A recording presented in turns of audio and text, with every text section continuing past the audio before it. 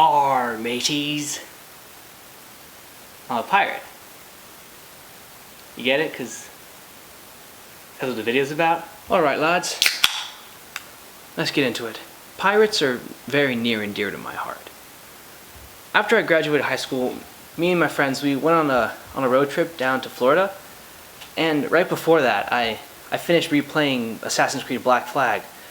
And the whole time on the trip there, on the ride there and on the ride back, I was listening to XXV by the Jolly Rogers, a pirate album. And while I was there, I got this. And while we were there like that, and that led to a whole running joke that because I had a pirate sword, I was automatically better than you, which is true. I'm super cool because I have a pirate sword. I also got this, picked that up in an abandoned school we explored. So pirates are very special to me. They'll forever be linked to some of the greatest memories of my life. So now we're going to talk about who the best pirate is. It's Kenway. It's Kenway, you saw the title. Since I first played Black Flag when I was nothing but a wee lad, I've known that Captain Kenway was the best pirate to ever sail these here seven seas. The most vicious and cunning man to ever set his boots on the deck of a Spanish galleon. To wrap his fists around the helm of a ship he conquered himself. A man so fearsome and so terrifying that he could look at a man of war and strike the fear of God into those sailors, enough to make them question the loyalty to their crown and to their country. That is who Edward James Kenway is. And the only pirate whose legacy dares challenge Kenway's is that of Captain Jack Sparrow.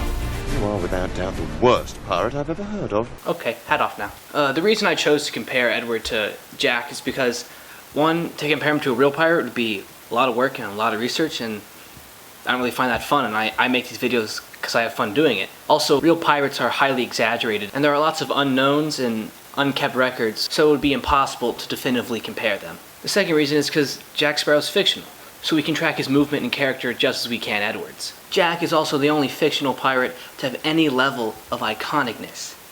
Like, who else is there? What else we got? We got Jake from Jake and Neverland Pirates.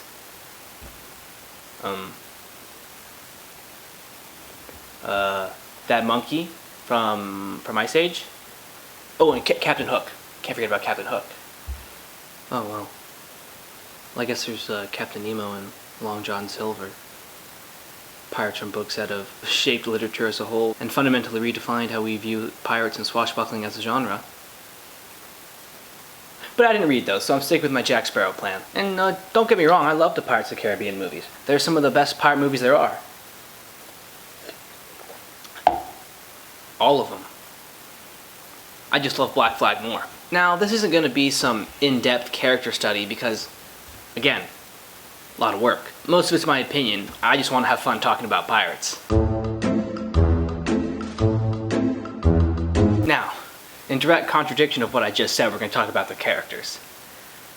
Edward Kenway has an actual character arc. The loving father we see at the end of the game is leaps and bounds from the drunken shell of a man we saw at the beginning. Jack, on the other hand, has the opposite of a character arc.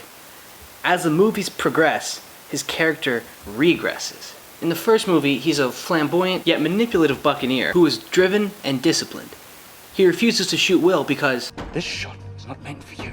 He's witty and clever, and he can talk his way out of any situation. But by Dead Men Tell No Tales, he's reduced to some wacky, zany character who only cares about rum and gold. His nuance and panache have been replaced with eccentricity and silly dialogue. Part of his charm was that he was zany and wacky, but he always knew what he was doing. He had a plan. But now he bumbles his way through everything and succeeds purely by accident. It's fun to watch, but doesn't feel earned.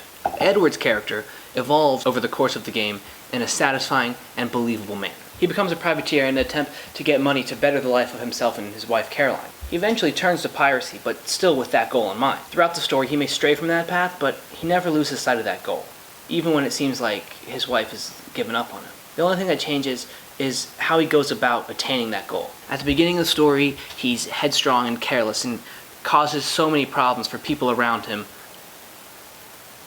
I just realized that I have a green cup, so it's probably gonna blend in with the green screen. Well, okay. Anyway, as the story progresses, Edward comes to learn that his actions have consequences, and he starts thinking ahead. And after a drunken hallucination where everyone he's ever loved yells at him, he comes to the realization that maybe being a pirate isn't the life a good man should lead, and that he can do good in this world, which encourages him to help the assassins and eventually return back to England. Now, the way these stories are presented will inherently negatively affect Jack Sparrow. Pirates of the Caribbean is a series of Disney movies designed and marketed towards children and families, whereas Black Flag is a video game targeted towards adults. This allows more leeway for what Edward can do while he's pirating. He can be far more brutal than Jack ever could. And he can say fuck. So, there's that. Black Flag's M rating allows for a less polished, more dangerous look at pirating, which can't be done in Pirates of the Caribbean. The viewpoint and sheer length of Black Flag also contribute to Edward's superiority over Jack. The main story of Black Flag is roughly 20 hours, and told solely from Edward's perspective. This is compared to the 12 hours and 7 minutes of the Pirates of the Caribbean movies, which are all told from many different perspectives. This gives us plenty of time to admire and bond with Edward Kenway's character. This next part is mostly my opinion, so take that as you will. I think the main reason why Edward Kenway is the best pirate is because I got to be him. The fact that it's a video game allowed me to step into this new and interesting world. I'm no longer just some guy laying on his bed. I'm captain of the Jackdaw. I'm a swashbuckling adventurer. I'm part of a secret order. I'm a pirate. I am Edward Kenway. I got to experience the world as he did. Yeah, it's fun to watch a merry band of misfits fight ghosts and sea monsters, but it's a different feeling entirely. I get to explore the furthest reaches of the West Indies. When I'm in a rowboat, harpoon in hand, and I see the dorsal fin of a great white charging at me, and I know I only have one shot, so I better make it count. When I swing in the heat of battle onto the deck of a Spanish galleon and send 4 men to the depths of hell before they even knew I was there. When my crew cheers for me, their captain, upon my return. That's being a pirate is. Edward Kenway is the best pirate, because he makes me feel like a pirate.